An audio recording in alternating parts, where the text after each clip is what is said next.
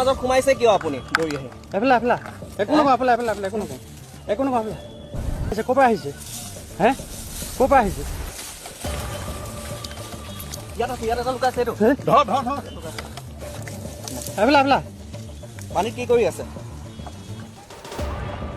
এফালে এফালে মেটেকাৰ মাজত সোমাইছে কিয় আপুনি দৌৰি আহি? এফালে এফালে একো নকওঁ, এফালে এফালে এফালে একো নকওঁ, একো নকওঁ। এফালে